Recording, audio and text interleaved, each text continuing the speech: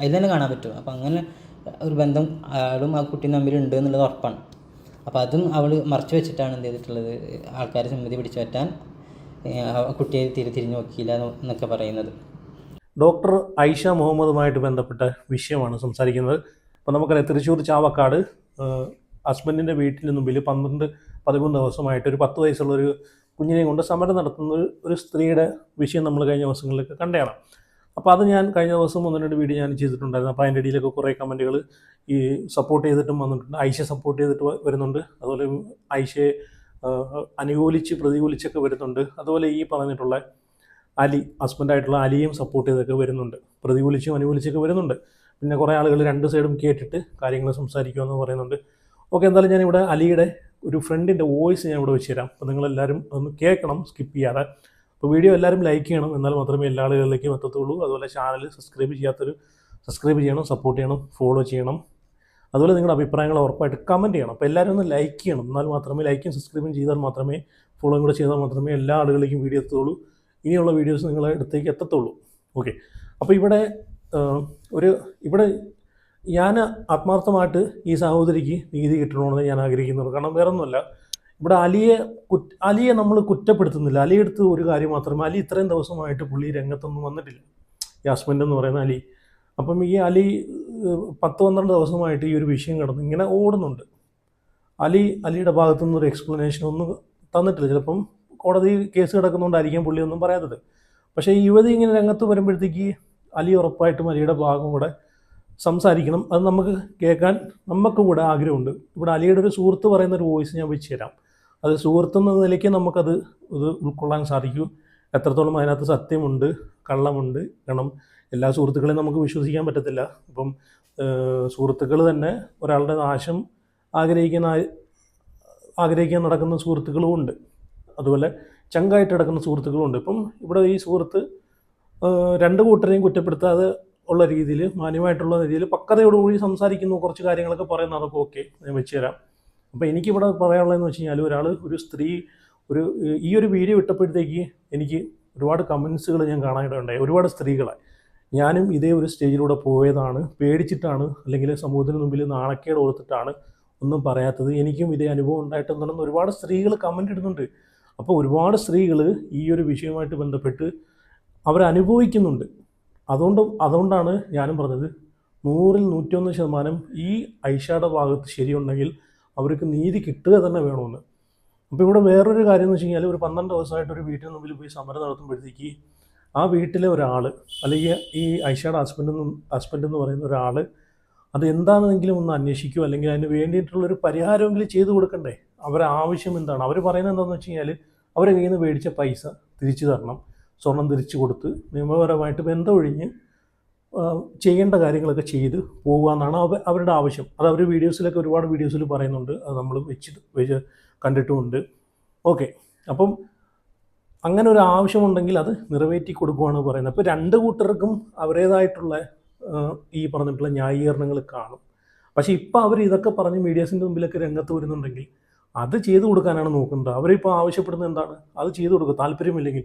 മാത്രമല്ല, അലി എന്ന് പറയുന്ന ആ പുള്ളി വേറൊരു കല്യാണം കഴിച്ച് ജീവിക്കുന്നുണ്ട്. ഇപ്പം ഇത് കഴിഞ്ഞ വീഡിയോസിൽ കമൻറ്റുകൾ ഒരുപാട് കണ്ട്, ശരീഅത്ത് നിയമം അനുസരിച്ച് 4 വരെ ഇസ്ലാമിൽ കെട്ടാന്ന്. ഓക്കെ, ശരിയാണ്. പക്ഷേ ആദ്യത്തെ ഭാര്യയുടെ അനുവാദമില്ലാതെ എങ്ങനെയാണ് രണ്ടാമതൊരു ഭാര്യയെ കല്യാണം കഴിക്കുന്നത്? അനുവാദമുണ്ടെങ്കിൽ കല്യാണം കഴിക്കാം, ജീവിക്കാം. അങ്ങനെ കല്യാണം കഴിച്ചാൽ തന്നെ തുല്യതയോടുകൂടി 2 ഭാര്യമാർക്കും ചിലവിന് കൊടുക്കുകയും എല്ലാം ചെയ്യണം. അത് അങ്ങനെ നിയമത്തിലുണ്ട്, അങ്ങനെയുണ്ട്. നേരെ മറിച്ച് ഒരു ഭാര്യയുടെ സമ്മതമില്ലാതെ, നിയമപരമായിട്ട് ബന്ധം ഒഴിയാതെ മറ്റൊരു വിവാഹത്തിലേക്ക് പോയി കഴിഞ്ഞാൽ അത് കുറ്റകരമാണെന്നും ഉണ്ട്. അതിന് കുറ്റകരമായിട്ടുള്ള ശിക്ഷയും കിട്ടുമെന്നും ഉണ്ട്. അപ്പോൾ അതൊക്കെ മനസ്സിലാക്കും. ചുമ്മാ ശരീരത്ത് നിയമം മാത്രം ഇങ്ങനെ ചൂണ്ടിക്കാണിച്ചുകൊണ്ട് നടക്കുന്ന കുറേ ആളുകളുണ്ട്, കഴിഞ്ഞ വീഡിയോസിൽ ഞാൻ കണ്ടു. അപ്പോൾ ഇവിടെ ഈ പറഞ്ഞിട്ടുള്ള 10-12 ദിവസമായിട്ട് അവരവിടെ കിടന്ന് സമരം ചെയ്യുമ്പോഴത്തേക്ക് അവരുടെ ആവശ്യം എന്താണെന്ന് ആ വീട്ടുകാരോ അല്ലെങ്കിൽ ഈ അലിയോ, അപ്പോൾ ഈ അലിയെ പറ്റിയിട്ട് ഇപ്പം കുറച്ച് കാര്യങ്ങളൊക്കെ കേൾക്കുന്നതെന്ന് വെച്ച് കഴിഞ്ഞാൽ, ഈ അലിയുടെ വീട്ടുകാരുമായിട്ട് അലിക്ക് യാതൊരു കോണ്ടാക്ട്സും ഇപ്പോൾ ഇല്ല. ഇവർ സ്നേഹിച്ച് കല്യാണം കഴിച്ചതുകൊണ്ട് ഇപ്പം അലിയുടെ വീട്ടുകാർക്ക് ഈ പറഞ്ഞിട്ടുള്ള ഐഷയെ കല്യാണം കഴിക്കുന്നതിനോട് യാതൊരു താല്പര്യമില്ലെന്നൊക്കെയാണ് ഞാനിങ്ങനെ അറിഞ്ഞത്. കാരണം ഒരുപാട് ആളുകൾ ഇൻബോക്സിനകത്ത് മെസ്സേജ് അയക്കുന്നുണ്ട്, വോയിസ് ഇടുന്നുണ്ട്, ഇതല്ല സത്യം, ഇതൊക്കെയാണെന്ന് പല രീതിയിൽ പറയുന്നുണ്ട്. അപ്പം അങ്ങനെ അതുകൊണ്ട് ഈ ഐഷയുടെ വീട്ടുകാർക്ക് നല്ല താല്പര്യത്തോടെയാണ് അലിയെ അവർ സ്വീകരിച്ചതെന്ന് പറയുന്നുണ്ട്. പക്ഷേ അലിയുടെ വീട്ടുകാർക്ക് ഇഷ്ടമല്ലാത്തതുകൊണ്ട് അലിയെ അവിടുന്ന് ഇറങ്ങിപ്പോകാൻ പറഞ്ഞു. അങ്ങനെ ഇവർ മാറി വേറെ താമസിച്ച് ഇങ്ങനെ പോകുന്ന സമയത്താണ് ഇവരെ ദാമ്പത്യത്തിൽ ഇങ്ങനെ പ്രശ്നങ്ങളൊക്കെ ഉണ്ടാകുന്നു. അപ്പോൾ അങ്ങനെ നിയമപരമായിട്ട് അവർ കേസിലേക്ക് പോകുന്നു, പരാതിയിലേക്ക് പോകുന്നു. അങ്ങനെയൊക്കെയുള്ള സംസാരവും ഇങ്ങനെ വരുന്നുണ്ട്, മെസ്സേജൊക്കെ ഒരുപാട് വരുന്നുണ്ട്. അതിൽ എത്രത്തോളം സത്യമുണ്ടെന്ന് എനിക്കറിയത്തില്ല. പക്ഷേ എന്തൊക്കെ പറഞ്ഞാലും ഇപ്പം നിയമപരമായിട്ട് ബന്ധം ഒഴിഞ്ഞിട്ട് താല്പര്യമില്ലെങ്കിൽ അങ്ങനെയാണ് പോകേണ്ടത്. അല്ലാതെ ഈ പറഞ്ഞതുപോലെ നിയമപരമായിട്ട് നിൽക്കുമ്പോഴത്തേക്കും ഇനി ഏത് മതത്തിലാണ് അങ്ങനെ പറയുന്നത്? ഏത് മാരേജ് ആക്റ്റിലാണ്? ഹിന്ദു മാരേജ് ആക്റ്റിൽ പറയുന്നുണ്ടോ? ക്രിസ്ത്യൻ മാരേജ് ആക്റ്റിൽ പറയുന്നുണ്ടോ? മുസ്ലിം മാരേജ് ആക്റ്റിൽ പറയുന്നുണ്ടോ? സമ്മതമാണെന്നുണ്ടെങ്കിൽ, ആദ്യത്തെ ഭാര്യയ്ക്ക് സമ്മതമാണെങ്കിൽ രണ്ടാമതൊരു സ്ത്രീയെ കല്യാണം കഴിക്കാം, കുഴപ്പമില്ല. പക്ഷെ സമ്മതമല്ലാതെ എങ്ങനെയാണ് അത് ജീവിച്ച് അങ്ങനെ അതിന് ഇത് കിട്ടുക, ഒരു അനുവാദം കിട്ടുക? ഒരിക്കലുമല്ല. അങ്ങനെ ന്യായീകരിക്കുന്നുള്ളതാണ് എനിക്ക് പറയാനുള്ളത്. ഓക്കെ, എന്നാലും ഇങ്ങനെ കുറേ കാര്യങ്ങളുണ്ട്. അപ്പം നമ്മളിത് ഈ പറഞ്ഞതുപോലെ ഞാനിപ്പോഴും ഞാൻ പറയുന്നത് വെച്ച് കഴിഞ്ഞാൽ ഈ യുവതിക്ക് നീതി കിട്ടണമെന്നാണ് ഞാനും ആഗ്രഹിക്കുന്നത്. കാരണം ആ യുവാവിൻ്റെ ഭാഗത്തുനിന്ന് ഇതുവരെ ഒരു പ്രതികരണമോ കാര്യങ്ങളോ ഒന്നും നമ്മൾ കണ്ടിട്ടില്ല. ഇപ്പോൾ ഇങ്ങനെ എൻ്റെ വീഡിയോ കാണുമെന്നുണ്ടെങ്കിൽ ഉറപ്പായിട്ടും എന്നെ കോൺടാക്റ്റ് ചെയ്യാം. നിങ്ങൾക്ക് ഈ പറഞ്ഞ പോലെ നിങ്ങളെ സൈഡ് നിങ്ങൾ എന്തെങ്കിലും പറയാനുണ്ടെങ്കിൽ ഉറപ്പായിട്ടും നിങ്ങൾക്ക് എന്നോട് പറയുകയും ചെയ്യാം. ഓക്കെ, എന്തായാലും നമ്മളിത് സോഷ്യൽ മീഡിയയിൽ ഇത് വന്ന സ്ഥിതിക്ക് എല്ലാ മാധ്യമങ്ങളും ഇതെടുത്ത് ചർച്ചയാക്കിയിട്ടുണ്ട്. അപ്പം നമുക്കും സംസാരിക്കും, നമ്മുടെ അഭിപ്രായം അതിനകത്ത് പറയുന്നതിന് നമുക്ക് എന്താണ് പ്രശ്നം? ഓക്കെ, എന്തായാലും അലിയുടെ സുഹൃത്തെന്ന് പറയുന്ന ആ വ്യക്തി കുറച്ച് കാര്യങ്ങളൊക്കെ പറയുന്നുണ്ട്, അതും കൂടെ നിങ്ങളൊന്ന് കേട്ടു നോക്കേ. ആക്ച്വലി ഏതെങ്കിലും ഒരു സൈഡ് പിടിച്ച് സംസാരിക്കാനല്ല ഞാൻ ഉദ്ദേശിച്ചിട്ടുള്ളത്. ഒരു ഇതിൻ്റെ സാഹചര്യങ്ങൾ പറഞ്ഞ് രണ്ട് സൈഡും മനസ്സിലാക്കുക എന്നുള്ള അർത്ഥത്തിലാണ്. ഇപ്പോൾ ഇതിൽ ശരിക്കും പറഞ്ഞാൽ 2 സൈഡല്ല, 3 സൈഡുണ്ട്. അതായത് അലിയുടെ ഒരു സൈഡുണ്ട്, ആയിഷയുടെ ഒരു സൈഡുണ്ട്. അത് കൂടാതെ ഇപ്പോൾ ഈ ഒരു വിഷയം ശക്തമായത് മുതൽ വേറൊരു ഇത് അതിലേക്ക് വന്നിട്ടുള്ളത് അലിയുടെ കുടുംബം, അതായത് ഇവരുടെ ആയിഷയുടെ ഭർത്താവിൻ്റെ കുടുംബം. എന്താണ് അങ്ങനെ പറയുന്നത് വെച്ച് കഴിഞ്ഞാൽ, അലിയുടെ കുടുംബം അലിയുമായിട്ട് ആയിഷയും അലിയും വിവാഹം ചെയ്തത് മുതൽ ഒരു ബന്ധവും ഇല്ല.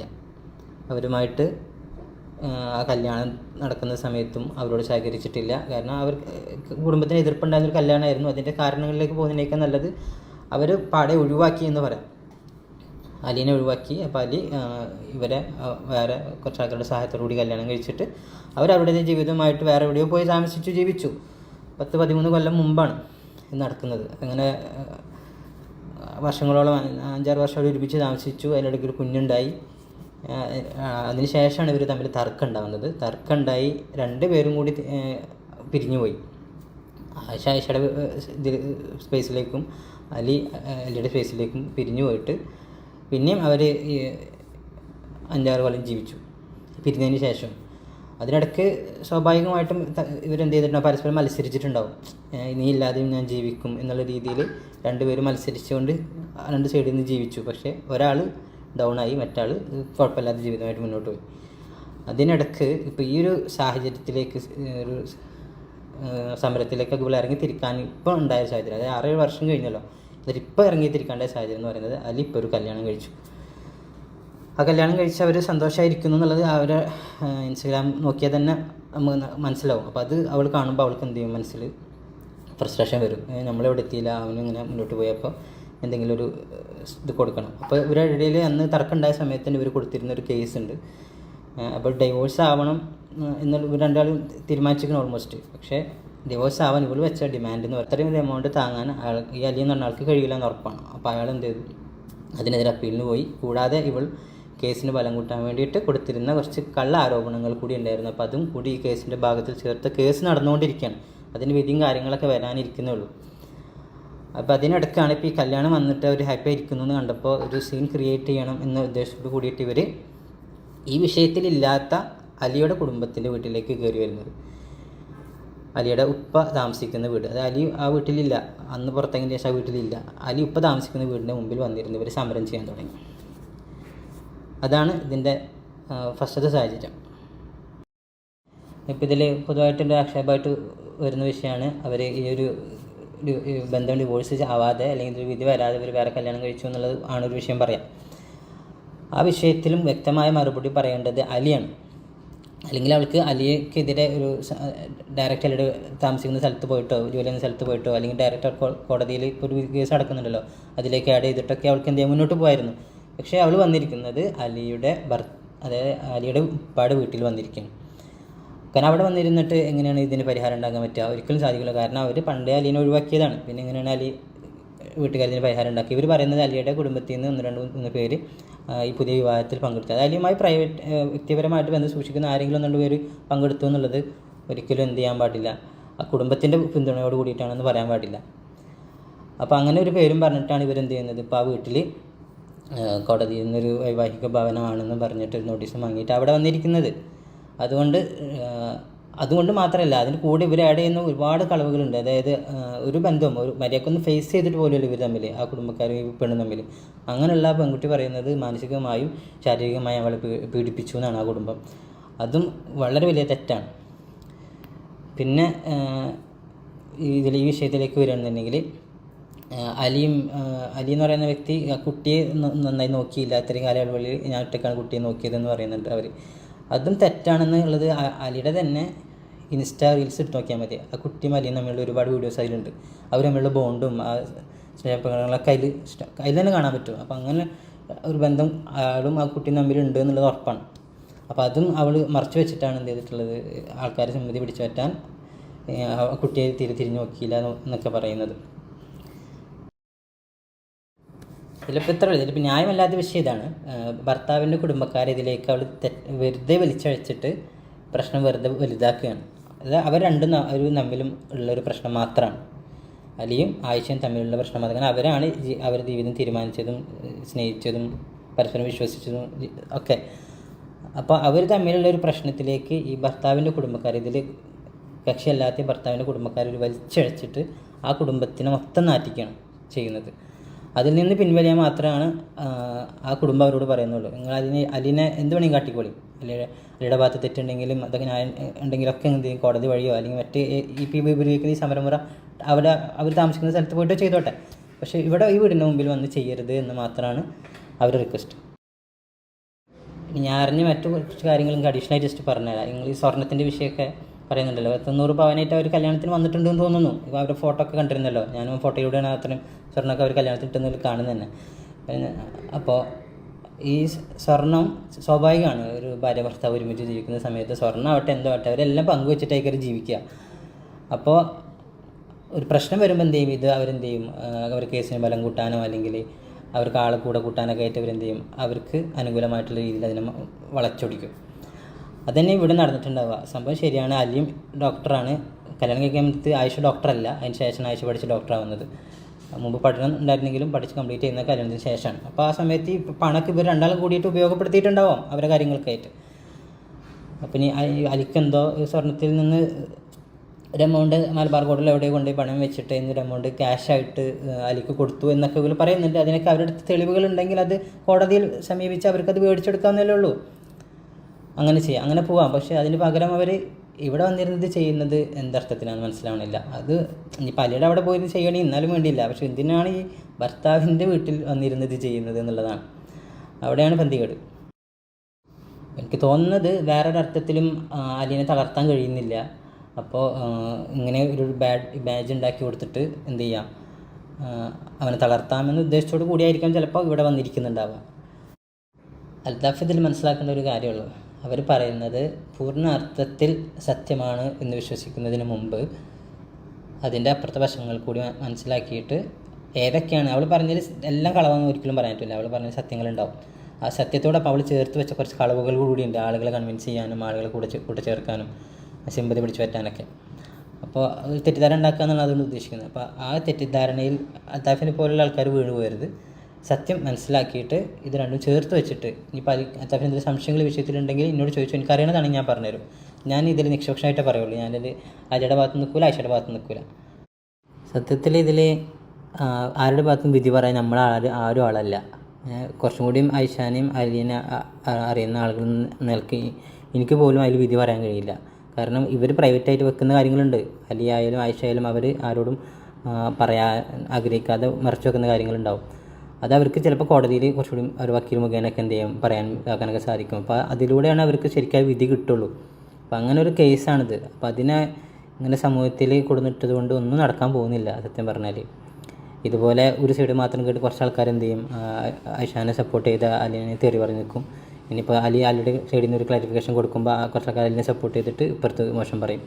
ഇങ്ങനെ സംഭവിക്കണം. പക്ഷേ ഇതിൻ്റെയൊക്കെ ഇടയിൽ ഇപ്പം ആകെ ഇടങ്ങേറാവുന്ന ആരാന്നറിയോ, ഇതിലൊരു പ്രശ്നത്തേക്കും ഇല്ലാത്ത ഈ ഭർത്താവിൻ്റെ കുടുംബക്കാരാണ്. അവർ അന്നേ ഇത് ബന്ധത്തിനോട് താല്പര്യമില്ലാത്തതുകൊണ്ട് അലിനെ ഒഴിവാക്കി പെണ്ണിനെ ഒഴിവാക്കിയതാണ്. പിന്നെ ഇപ്പോൾ ഇവർ ആ വീട്ടിലേക്ക് സമരം എന്നുള്ള പേരിൽ കയറി വന്നിട്ട് മുമ്പാരത്തെ ആ വീട്ടിലെ ആളില്ലാതെ വീടിന് മുമ്പാരത്ത് വന്നിരുന്നിട്ട് എന്നാലും ഇത് കേട്ടിട്ട് എനിക്ക് ഒരു കാര്യം പറയാനുള്ളൂ. കാരണം അവരാണ് അവരുടെ ജീവിതം തീരുമാനിച്ചതെന്ന് ഓക്കെ, അതൊക്കെ ഇന്നത്തെ കാലത്ത് എല്ലാവരും അങ്ങനെയാണ്, അവരുടെ ജീവിതം അവരോട് തന്നെയാണ് തിരഞ്ഞെടുക്കുന്നത്. പക്ഷേ കുടുംബക്കാർക്കും വീട്ടുകാർക്കും ഇതിനകത്തൊന്നും ഒരു ഉത്തരവാദിത്വം ഇല്ല എന്ന് പറഞ്ഞ് നമുക്കൊരിക്കലും, സ്വന്തം മാതാപിതാക്കൾക്ക് വരെ ഉത്തരവാദിത്വം ഇല്ല എന്ന് പറഞ്ഞൊരിക്കലും നമുക്ക് തള്ളിക്കളയാൻ പറ്റത്തില്ല.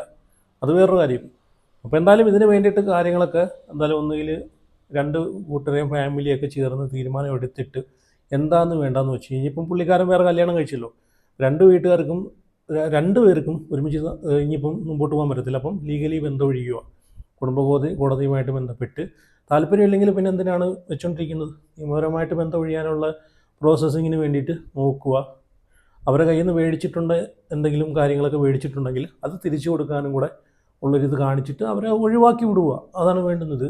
പ്രശ്നം തീർന്നു. ഒഴിവാക്കി വിട്ട് കഴിഞ്ഞാൽ പിന്നെ അവർ പിന്നെ ഈ പേരും പറഞ്ഞ് വരത്തില്ല അല്ലേ?